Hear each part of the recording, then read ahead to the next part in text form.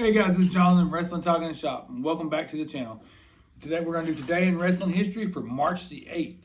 On this day in 1983, Alpha and Sika, the Wild Samoans, defeated Jules and Chief Jay Strongbow to win the WWF Tag Team titles. That's the early members of the Bloodline.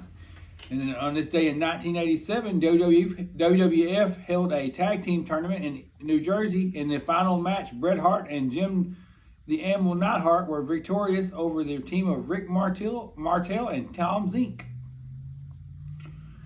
And on this day in 1999, WCW Nitro was held in Massachusetts. Kevin Nash at the time was in charge of booking the matches. And in the first hour of the wrestling show, he decided there didn't need to be any wrestling.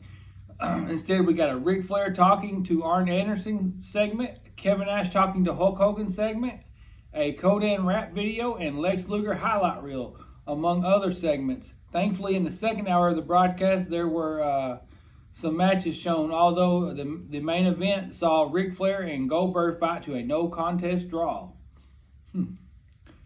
Pro wrestling's not always beautiful.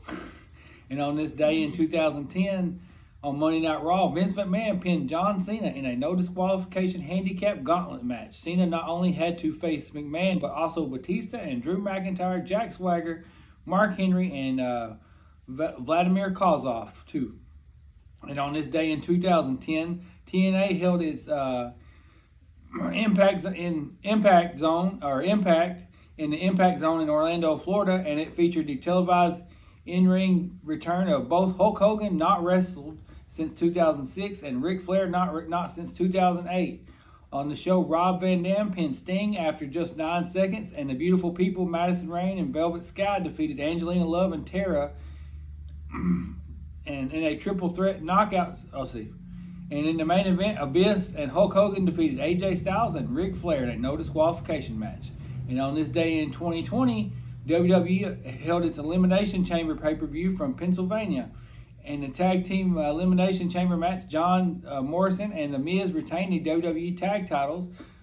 Cesaro, Sami Zayn, and Shinsuke Nakamura took on Braun Strowman in a handicap match, with Zayn getting the pin, making him the new Intercontinental Champion. In the main event, Shayna Baszler was dominant in the Women's Chamber match and eliminated every single one of the other competitors: Asuka, Liv Morgan, Natalya, Ruby Riott, and Sarah Logan. This was the last WWE pay-per-view held before the COVID-19 pandemic forced all companies to go, without live crowds. And we had at first we didn't even have the, what did they end up having? I can't even remember what it was called. It had the digital screen. Yeah, but that wasn't at first. We didn't have anything. Thunderdome. Yeah, it ended up being the Thunderdome.